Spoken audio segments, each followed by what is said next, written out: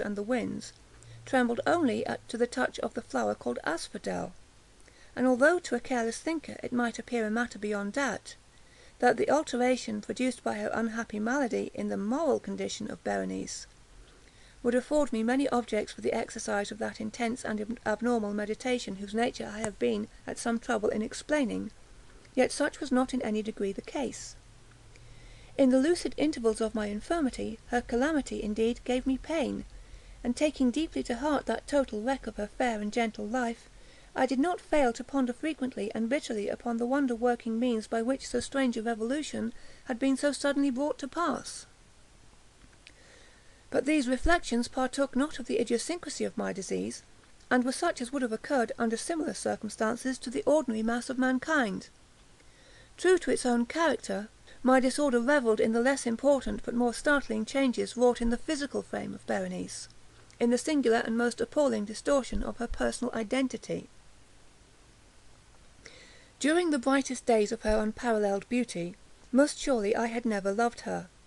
In the strange anomaly of my existence, feelings with me had never been of the heart, and my passions always were of the mind.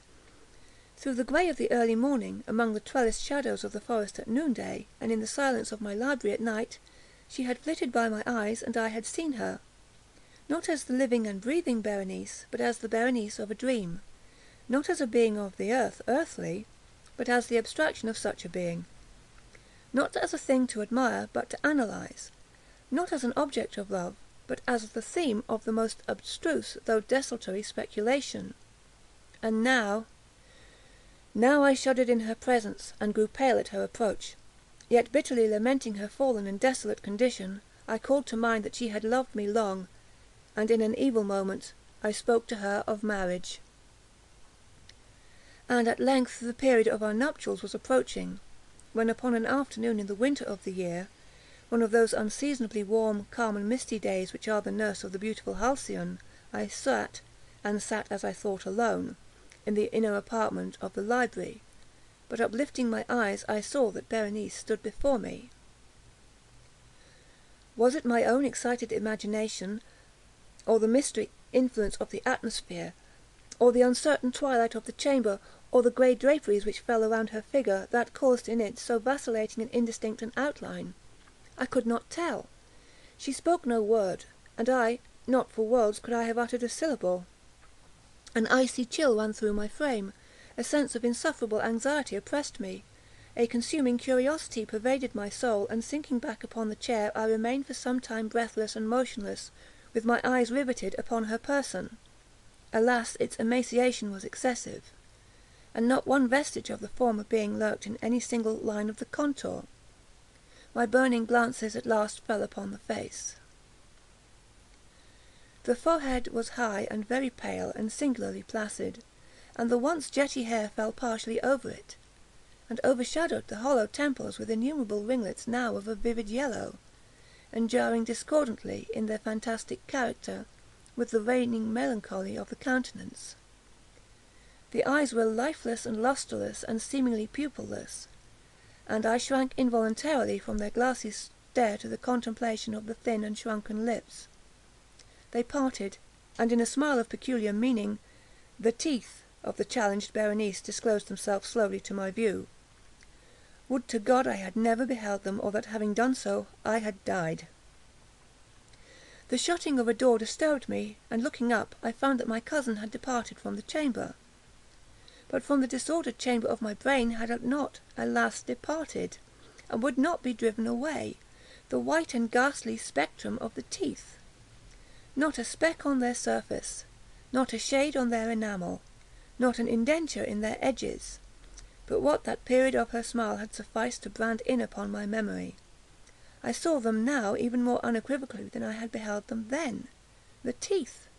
The teeth!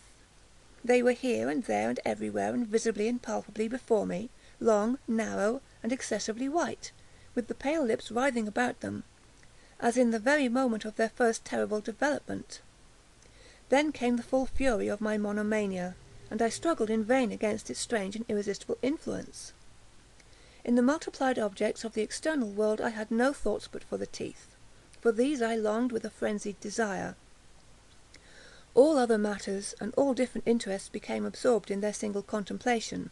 They alone were present to the mental eye, and they, in their sole individuality, became the essence of my mental life. I held them in every light. I turned them in every attitude. I surveyed their characteristics. I dwelt upon their peculiarities. I pondered upon their conformation. I mused upon the alteration in their nature. I shuddered, as I assigned to them in imagination a sensitive and sentient power, and even when unassisted by the lips, a capability of moral expression. Of Mlle. Salle it has been well said, que tout c'est pas éteint des sentiments, and of Berenice I more seriously believed, que tout c'est dents éteint des idées. Des idées! Ah, here was the idiotic thought that destroyed me. Des idées! Ah, therefore it was that I coveted them so madly. I felt that their possession could alone ever restore me to peace, in giving me back to reason. And the evening closed in upon me thus, and then the darkness came, and tarried, and went, and the day again dawned, and the mists of a second night were now gathering around. And still I sat motionless in that solitary room, and still I sat buried in meditation, and still the phantasma of the teeth maintained its terrible ascendancy as, with the most vivid and hideous distinctness, it floated about amid the changing lights and shadows of the chamber. At length there broke in upon my dreams as a cry of horror and dismay, and thereunto after a pause succeeded the sound of troubled voices, intermingled with many low moanings of sorrow or of pain.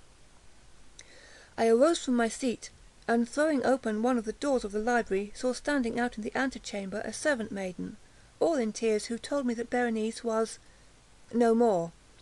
She had been seized with epilepsy in the early morning, and now at the closing in of the night the grave was ready for its tenant, and all the preparations for the burial were completed. I found myself sitting in the library, and again sitting there alone. It seemed that I had newly awakened from a confused and exciting dream. I knew that it was now midnight, and I was well aware that since the setting of the sun Berenice had been interred. But of that dreary period which intervened I had no positive, at least no definite comprehension, yet its memory was replete with horror. Horror more horrible from being vague, and terror more terrible from ambiguity. It was a fearful page in the record of my existence, written all over with dim and hideous and unintelligible recollections. I strived to decipher them, but in vain, while ever and anon, like the spirit of a departed sound, the shrill and piercing shriek of a female voice seemed to be ringing in my ears. I had done a deed. What was it? I asked myself the question aloud, and the whispering echoes of the chamber answered me. What was it? On the table beside me burned a lamp, and near it lay a little box. It was of no remarkable character, and I had seen it frequently before, for it was the property of the family physician. But how came it there, upon my table, and why did I shudder in regarding it? These things were in no manner to be accounted for, and my eyes at length dropped to the open pages of a book, and to a sentence underscored therein. The words were the singular but simple ones of the poet Ebn Zayat. Decebunt mihi sodales, si sepulcrum amicae visitarum, curus meus aliquantulum fore levitas. Why then, as I perused them, did the hairs of my head erect themselves on end, and the blood of my body become congealed within my veins? There came a light at the library door, and pale as the tenant of a tomb, a menial entered upon tiptoe. His looks were wild with terror, and he spoke to me in a voice tremulous, husky, and very low. What said he? Some broken sentences I heard. He told of a wild cry disturbing the silence of the night, of the gathering together of the household, of a search in the direction of the sound, and then his tones grew thrillingly distinct as he whispered me of a violated grave, of a disfigured body enshrouded, yet still breathing, still palpitating, still alive. He pointed to my garments. They were muddy and clotted with gore. I spoke not, and he took me gently by the hand. It was indented with the impress of human nails. He directed my attention to some object against the wall. I looked at it for some minutes. It was a spade. With a shriek I bounded to the table, and grasped